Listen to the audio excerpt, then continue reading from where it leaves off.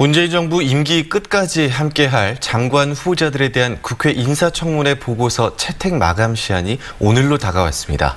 국민의힘은 3명의 후보자에 대해 부적격 의견을 내고 인사청문회 보고서 채택에 응하지 않기로 결정했는데요. 자세한 이야기 정준호 변호사와 함께 나눠보도록 하겠습니다. 안녕하십니까? 안녕하십니까? 네, 안녕하십니까? 국민의힘이 3명의 장관 후보자에 대해서 부적합하다며 이 청문 보고서 채택에 협조할 수 없다는 입장을 밝혔습니다.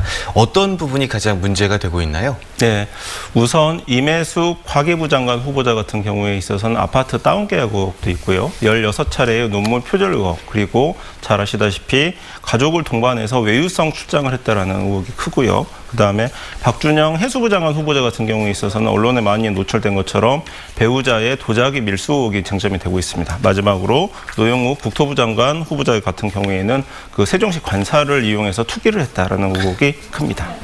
네, 이른바 부적격 3인방에 대해서 여당인 더불어민주당에서는 어떤 입장을 내놓고 있습니까? 예, 속내에는 대화 관계 때문에 한 명이라도 낙마를 원하는데 지금 대외적으로 표현을 못하고 있는, 좀 소가리를 하고 있는 상황이라고 보시면 될 것 같습니다.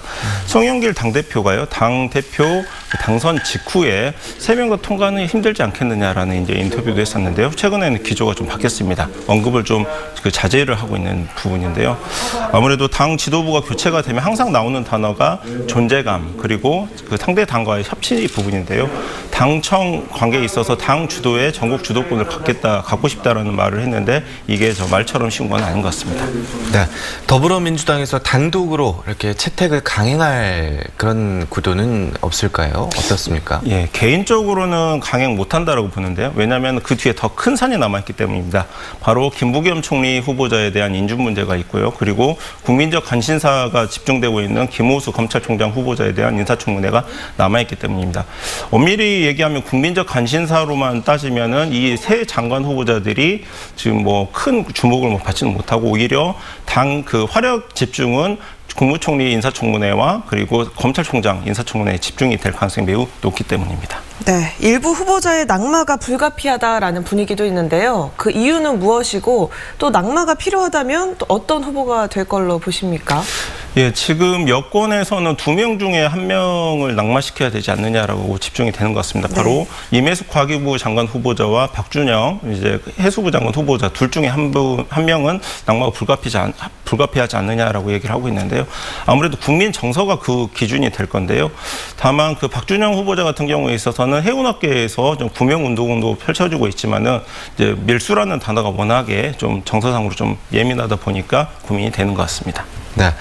이 청문 보고서 채택 시한이 오늘이잖아요. 국회가 청문 보고서를 송부하지 않을 경우에 대통령이 어떤 선택을 내릴까요? 네, 공교롭게도 문재인 대통령의 취임 4주기 연설이 바로 오늘 잡혀 있습니다. 그래서 대통령 그 연설 과정에서 기자들의 질문이 분명히 나올 거라고 생각을 하는데요.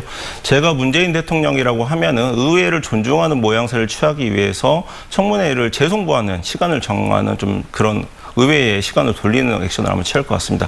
그 기간 사이에 임혜숙 과기부 장관 후보자나 박준영 후보자 둘 중에 국민 여론이 좀 더 낙마 쪽으로 기울어지는 후보자를 자진 사퇴시킬 가능성이 매우 높다라고 예상을 하고 있습니다. 네, 오늘 어떤 결과가 나올지 함께 지켜봐야겠습니다. 지금까지 정준호 변호사와 함께 이야기 나눠봤습니다. 고맙습니다. 고맙습니다.